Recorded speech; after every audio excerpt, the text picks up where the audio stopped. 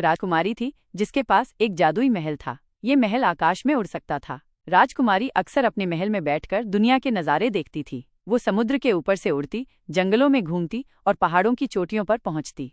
एक दिन राजकुमारी को एक छोटे से गांव में कुछ लोग रोते हुए दिखाई दिए। उसने अपने महल को नीचे उतारा और गांव वालों के पास गई। गांव वाले बताने लगे कि उनके गांव में सूखा पड़ गया है और फसलें सूख गई हैं।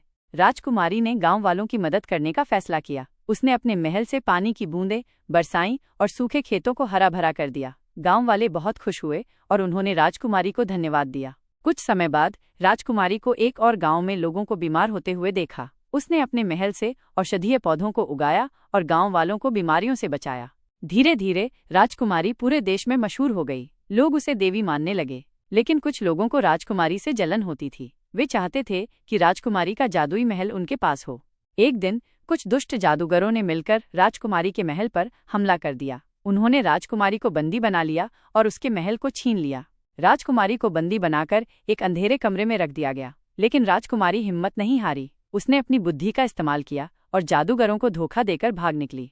राजकुमारी ने अपने दोस्तों की मदद से जादूगरों को पराजित किया, लेकिन राजकुमारी की खुशी ज्यादा दिनों तक नहीं रही। एक दिन उसे पता चला कि एक शक्तिशाली जादूगर ने एक ऐसा जादुई मंत्र बनाया है जिससे वह पूरे संसार पर राज कर सकता है। जादूगर ने अपने जादू से समुद्रों को उखाड़ फेंका, जंगलों को जला दिया और शहरों को तबाह कर दिया।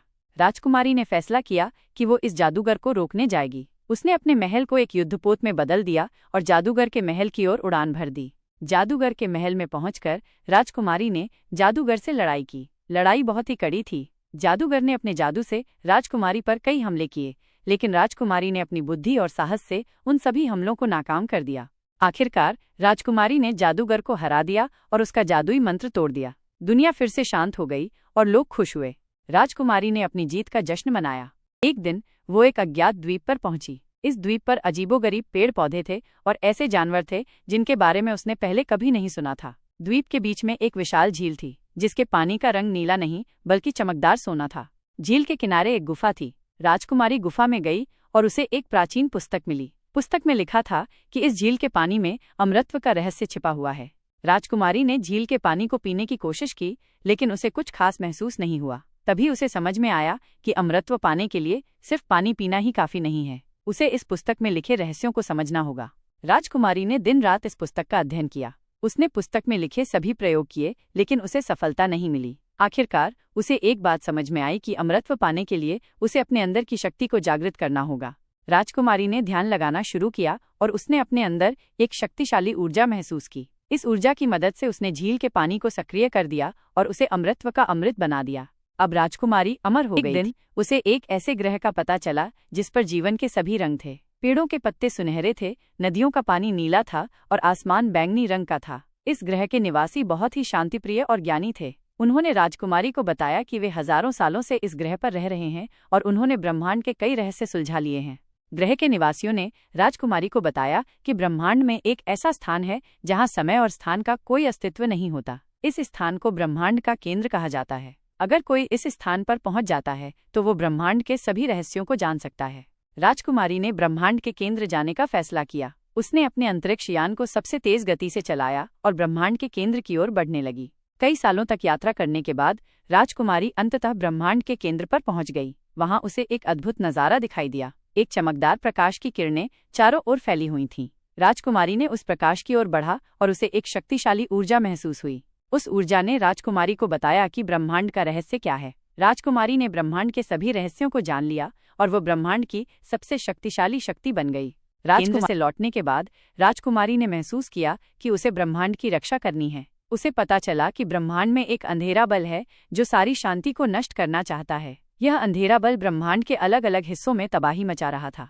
राजकुमारी ने अपने अंतरिक्ष यान को एक शक्तिशाली हथियार में बदल दिया। उसने ब्रह्मांड के हर कोने में जाकर इस अंधेरे बल से लड़ाई की। उसने कई ग्रहों को बचाया और लाखों लोगों की जान बचाई। लेकिन अंधेरा बल बहुत शक्तिशाली था। वो बार बार हमला करता और राजकुमारी को परेशान करता। राजकुमारी ने महसूस किया कि अकेले वो इस अंधेरे बल को नहीं हरा सकती। उसे ब्रह्मांड के सभी लोगों को एकजुट करना होगा। राजकुमारी ने ब्रह्मांड के हर कोने में संदेश भेजा और सभी को एकजुट होने का आह्वान किया। सभी ग्रहों के लोग एक साथ आए और अंधेरे बल के खिलाफ लड़ाई लड़ने लगे। एक महायुद्ध हुआ। यह युद्ध बहुत ही कठिन था, लेकिन अंत में अच्छाई की जीत हुई और अंधेरा बल नष्ट हो गया। ब्रह्मांड में फिर से शांति स्थापित हो गई। राजकुमारी को ब्रह्मांड का रक्षक घोषित किया गया। उसने फैसला किया कि वो हमेशा ब्रह्मांड की रक्षा करेगी और लोगों को खुश रखेगी।